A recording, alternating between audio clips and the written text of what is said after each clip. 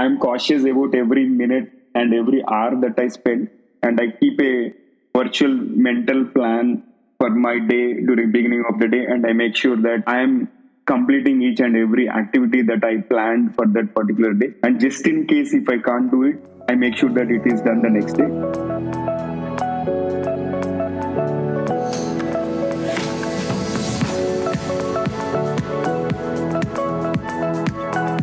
Hello, hello. This is Hannah, and I welcome you to another episode of Reaching Your Goals. Reaching Your Goals is a career-focused podcast where I sit down with truly inspiring individuals and we talk about leadership and career-related topics to give you the insights to get one step closer to living a fulfilled professional life. Depending on the day, I either wear the hat of a certified leadership and career coach or a management consultant, and I have an MBA from NYU Stern School of Business. My mission is to inspire you to reach your goals, lead with kindness, and have some fun along the way. Our topic this week builds the basis for getting things done. It's productivity. What does it take to become more productive? And we have a fabulous guest for that.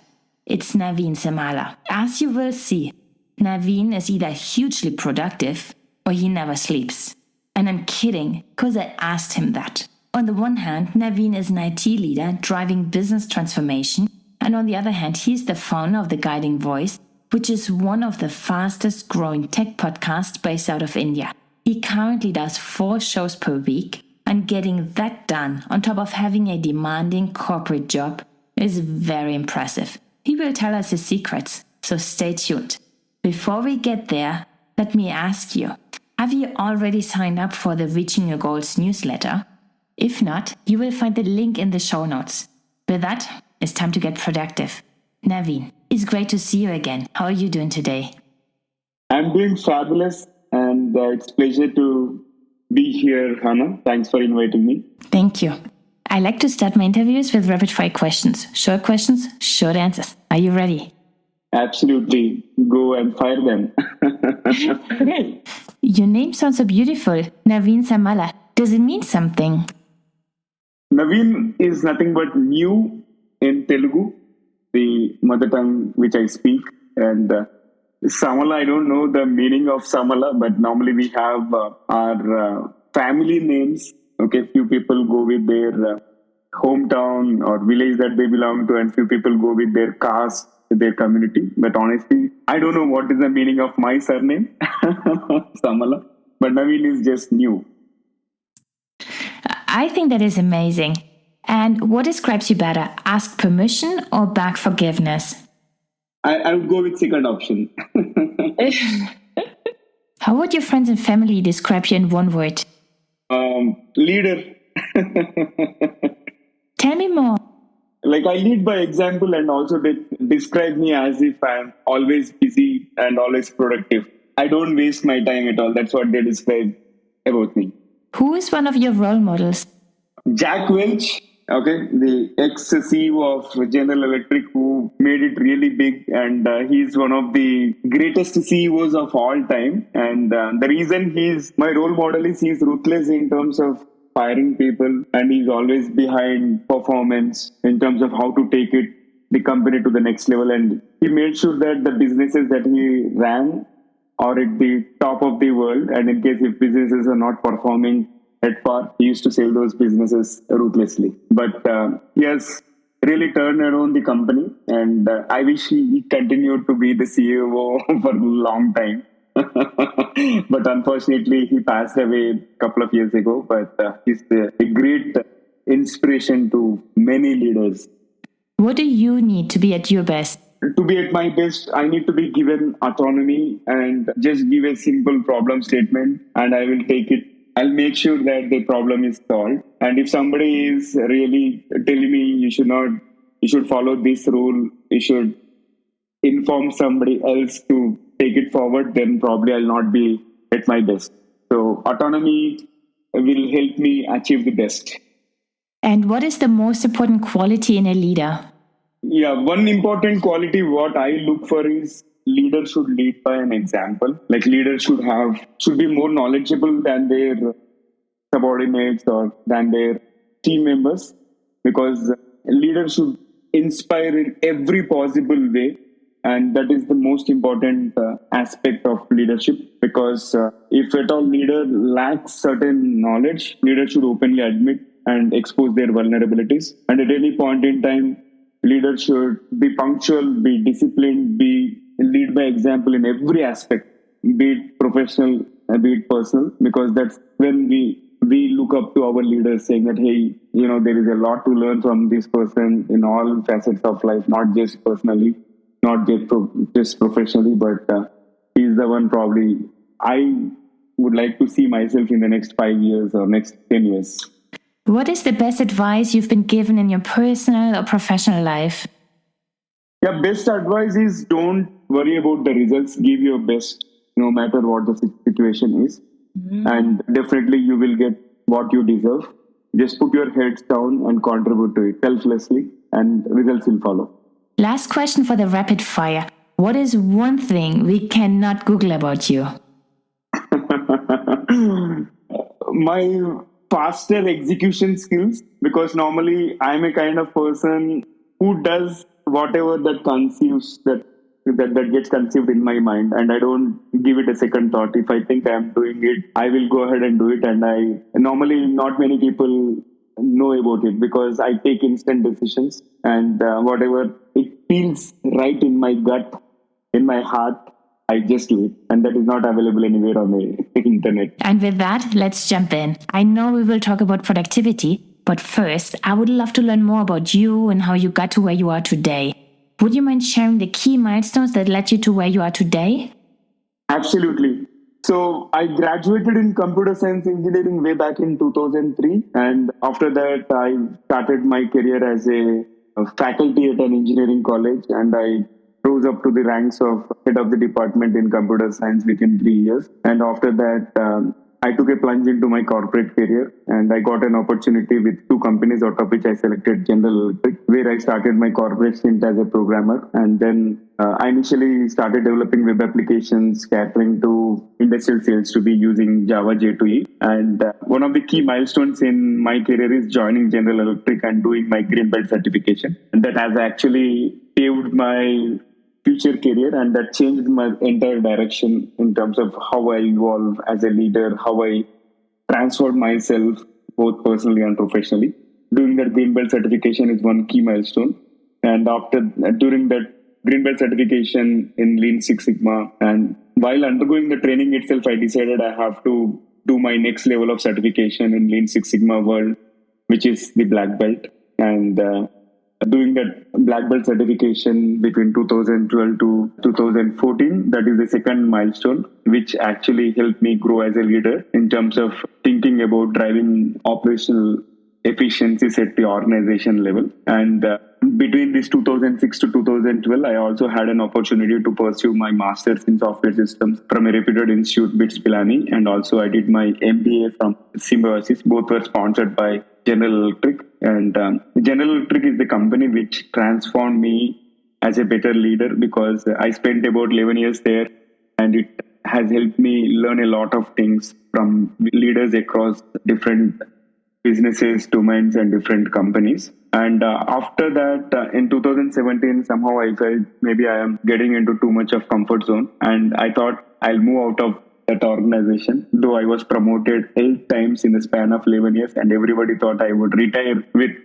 General Electric as a business head of one of the BUs, but I took a different and difficult decision just to move out of the organization, because I wanted to test myself whether or not I'm going to survive outside General Electric, where I spent about 11 years. Again, that has become my second milestone in my career, because ever since, again, there is no looking back, and I never regretted for quitting the company, because whatever the company has taught, I started applying all those learnings in rest of the organizations whichever I started working with.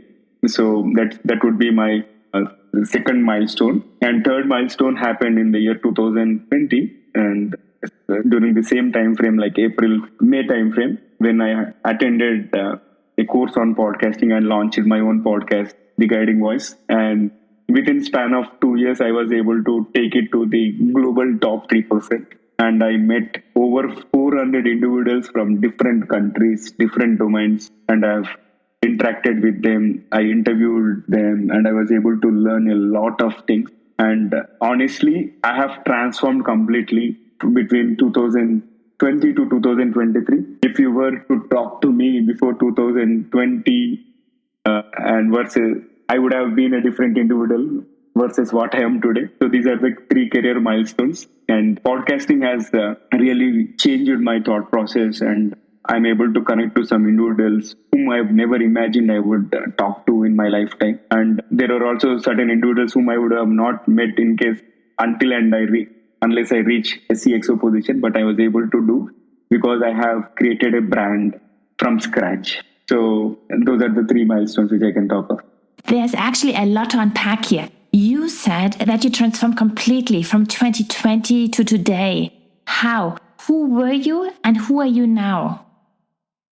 Yeah, in most cases, like when it comes to personal productivity part, personal execution, I'm the same. But when it comes to looking at the big picture and looking at the things from a different perspective, mostly the transformation happened in terms of things that I don't know. Before 2020, I was thinking that maybe I'm one of the greatest individuals. But as and when I started talking to smarter people, better people, I realized what I don't know. Now I'm in a stage where I started getting into learning too many things, and there is a vacuum that created. I need to fill that vacuum. So that is how the transformation has happened. So which means I got to know, in simply put, I got to know what I don't know, and my appetite for learning has increased manifold, multiple times.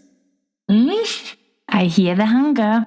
And I read about you that you are here to make a difference in those who dream big and want to chase. There's one life, create your legacy and leave your mark.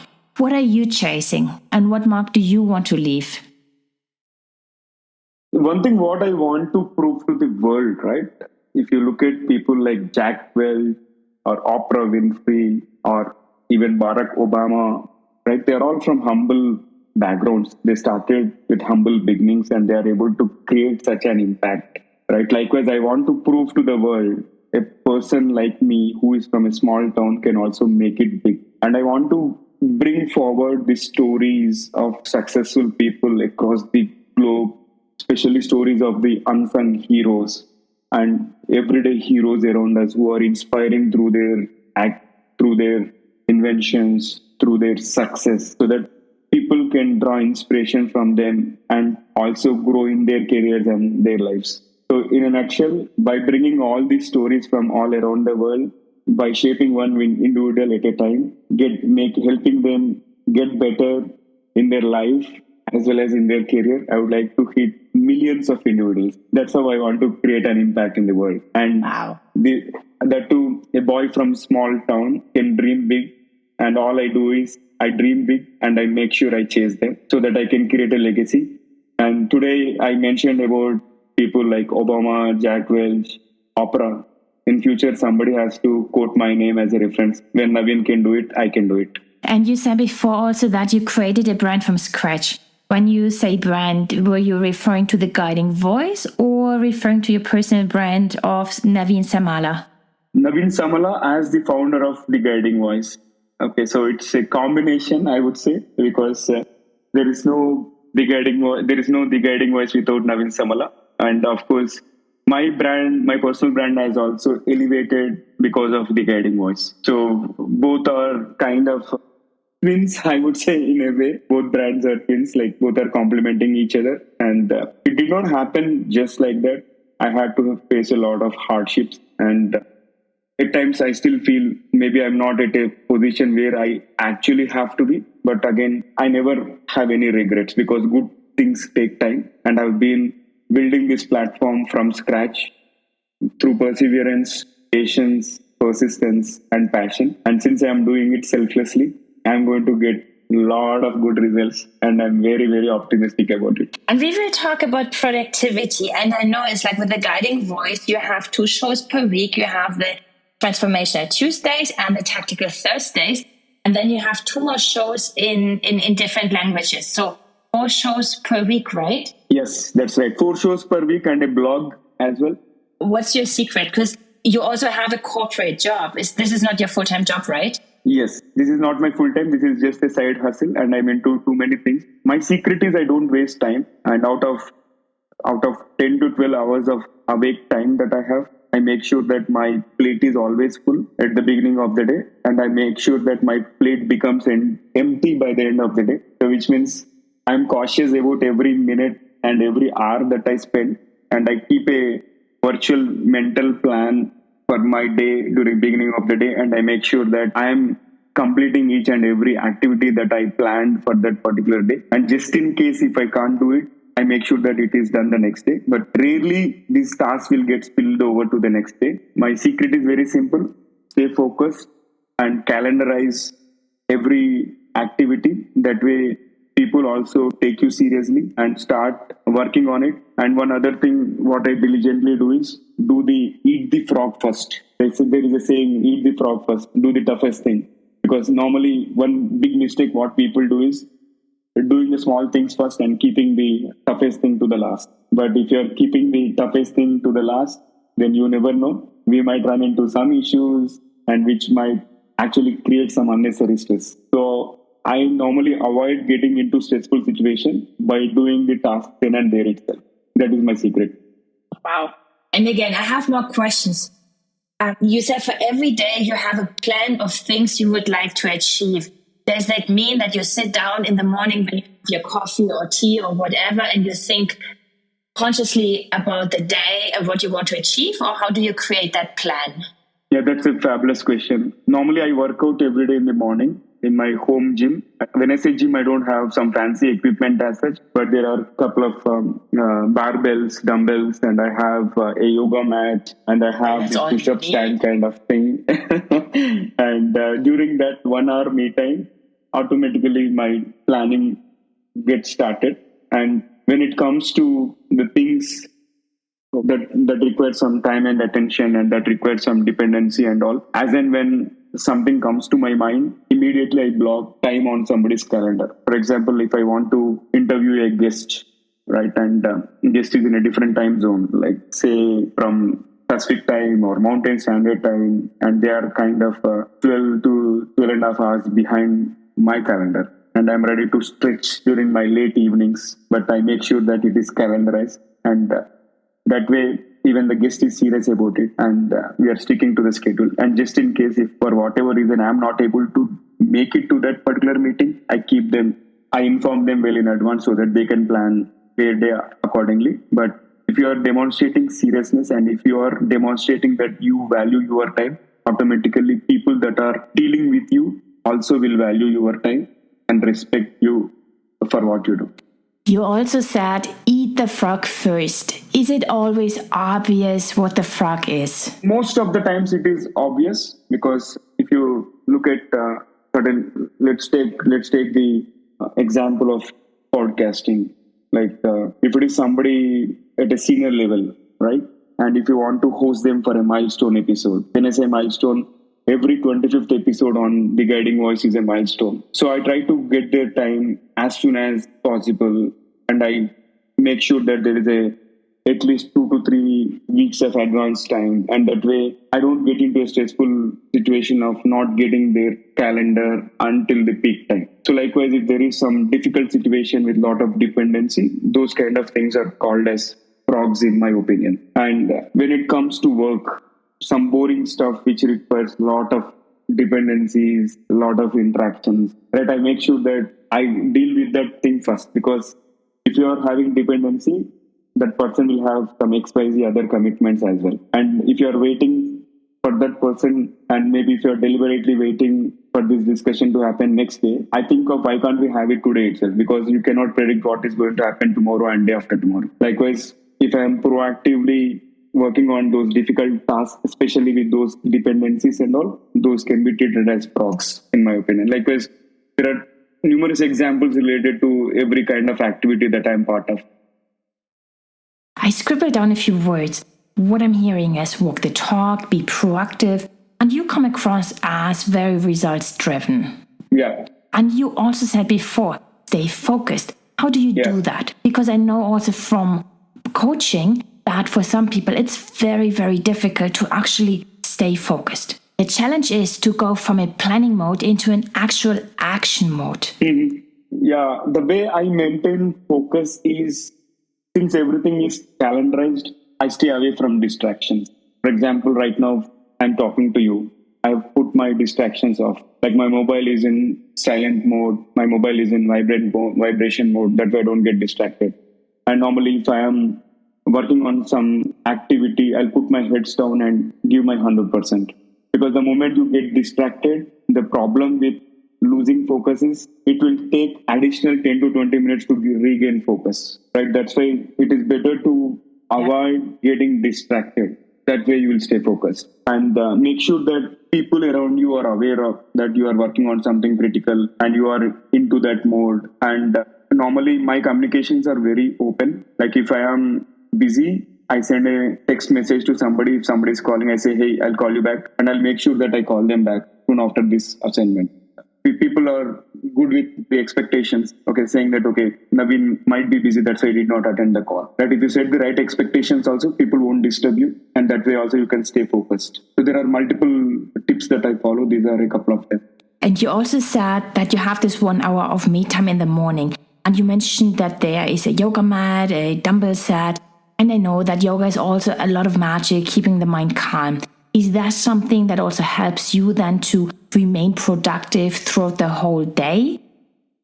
I have yoga mat, but I don't do yoga. I use it for doing some squats and all other stuff, for doing abs exercises. But I am indulged in physical activity, and it's been little over 20 to 23 years that I started. During plus one, I started exercising, and ever since, hardly I might have taken a break of maybe 10 to 20 days. That too, when I'm extremely sick or when I'm physically not so well. But diligently, I work out every day. If it is not for an hour, at least I'll work out for 10 to 15 minutes so that I don't lose consistency. Because as you said, if you are physically active, automatically we'll be mentally fit, and that will help me stay focused for next whole day, next 10 to 12 hours of active time. I can so relate to that. And I also need to so my sport is mainly running, and I need to run to also get rid of all the energy. But also if I have a problem to solve, the magic is happening during running. It's like by the end of it, sometimes I have solutions. So I really save myself time just by going running. Absolutely. Can resonate. And in fact, I've also started cycling last year. And this year, I started walking in the evening apart from my morning workout. And because we have to be associated with nature also. And if you are too much, if you are spending sedentary lifestyle, especially if you are working in a corporate or IT environment, sitting at your desk for long hours and getting into calls, probably that will also create some sort of mental illness, if we may call it. That's why it is always better to get some oxygen to our brain by walking around the nature and noticing things. And during that time, I listen to some podcasts, and that time also I'm making it productive. So likewise, as I said, I don't waste even a single minute of my time. When I look at productivity, I see two options. It's either I can do more work in the same amount of time, or I do the same amount of work in less time. And I have a feeling you're in the first camp, like do more in the same time. And at times it is the second bucket also, and depends on the situation. But normally I have a gift, natural talent. If I am into something, maybe if I practice something once or twice, third time onwards, nobody can match my speed. Automatically, I get into that autopilot mode of mode. Because if you look at podcasting also, earlier I used to take 4 to 6 hours for editing an episode. Now I hardly take 1 hour if it is a 30 to 40 minute length of episode, right? So I have that innate ability. Okay, for example, if I'm editing the podcast, by looking at the waveform, I can intuitively guess what that word is. I gain that particular maturity. So likewise, faster execution skills is something that has come naturally, and that way I'm able to achieve more. And at times I also look at optimizing things and find a smart way. So it's a combination, but most of the times it is case one, as you discussed. What is your point of view on a 5-hour workday? 5-hour workday, I think it is a good idea. because honestly speaking, most of the corporate employees, right, they contribute about 5 to 6 hours maximum. There will be a lot of distractions for sure. If you consider in Lean Six Sigma world, there is a concept called Gemba walk, means going to the site where the actual work happens, and maybe you monitor somebody's work, how many times they are getting away from desk, how many times they are going for a coffee break, and observe, right? So typically, any individual you take, they'll be active 5 to 6 hours a day. They'll be productive. So I opt for 5 hour work day for sure. And there's one more example where I've seen your productivity, because I know you published your, I think it's like the first book, Inspiring Lives, where you turned stories you encountered with a guiding voice into a book. That's right. So, I mean, it's like this productivity is coming across in everything I'm reading about you. And you have podcasts in different languages. Are you also using, depending on the language capabilities of your guests, do you also use the same guests across different podcasts? Yes. If the guest is speaking Hindi, and I ask them, hey, why don't you come to Hindi now that you are already hosted on English? And these days, I have a lot of inventory for English because I save things for rainy day. To be precise, I have about 35 episodes for English already available in my inventory.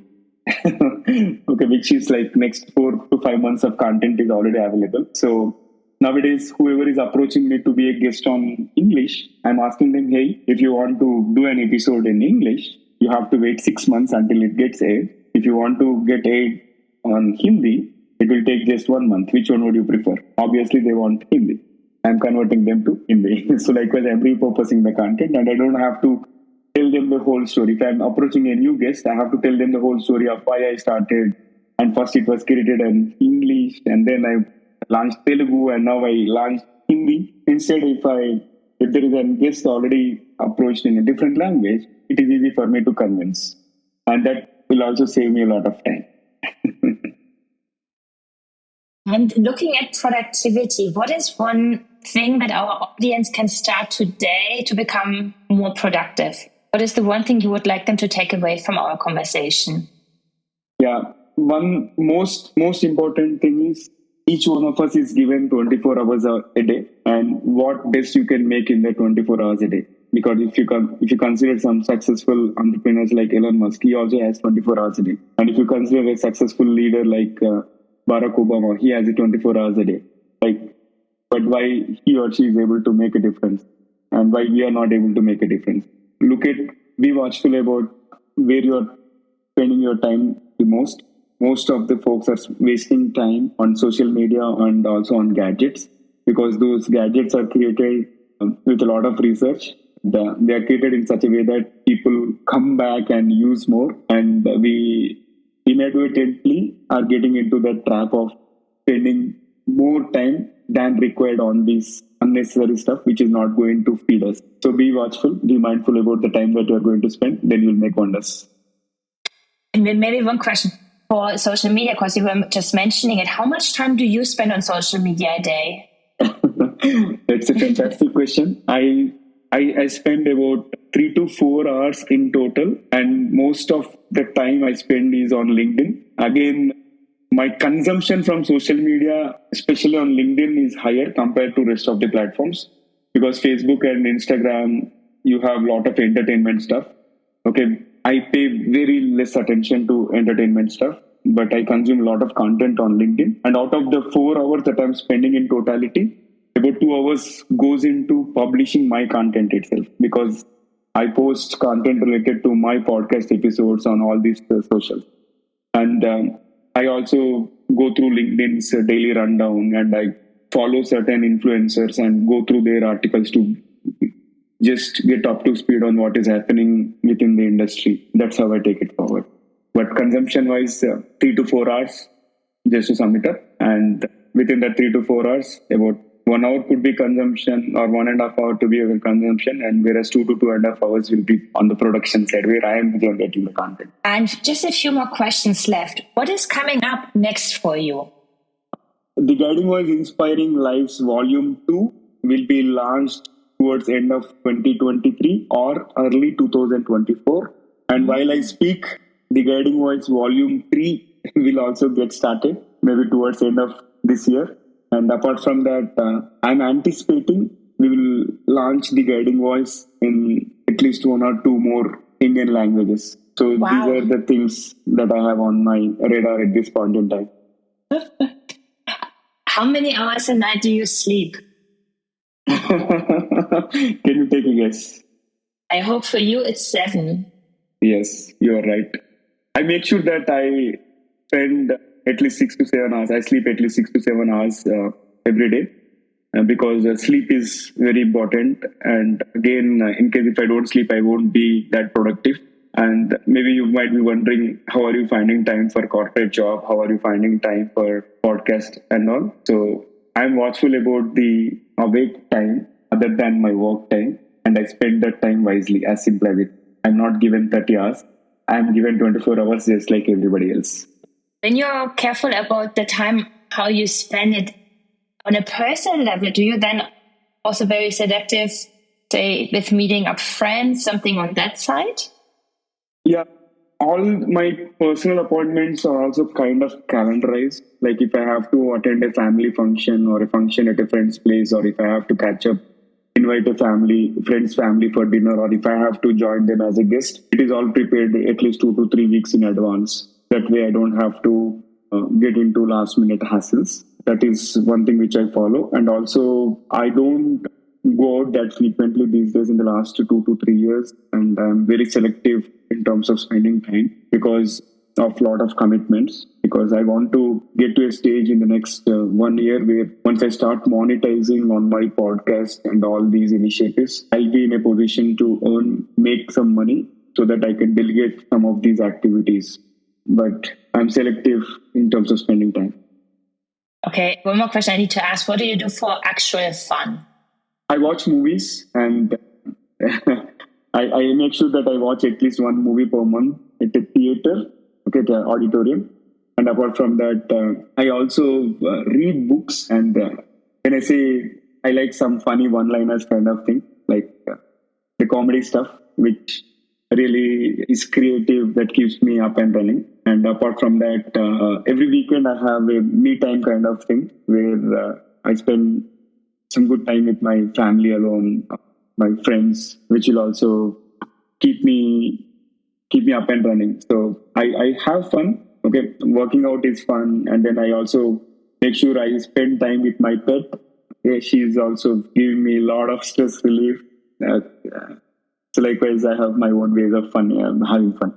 Oh, I did not have any doubts. I was just curious. And I have to make you a huge compliment because I also do project work and I like to work with people like you. I'm sure if we were working together, I think it'd be fun if we would get things done. Absolutely. I believe in one thing.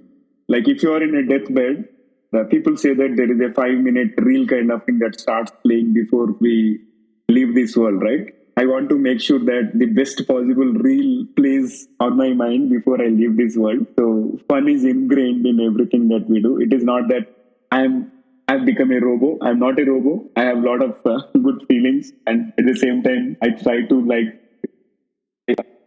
travel. I try different cuisines, and I like to drink. Like I do everything possible as well. And I heard so much purpose and passion also in your podcast journey on making this big. So that's why for sure, I don't hear somebody, I mean, a robot or anything. I hear passion, I hear purpose, and you do things because you know why you're doing it. And I think that is a situation to be in. I'm very impressed with you. Thank you. Thank you, Anna. And yeah. 2 more questions. Who else should I have on this show?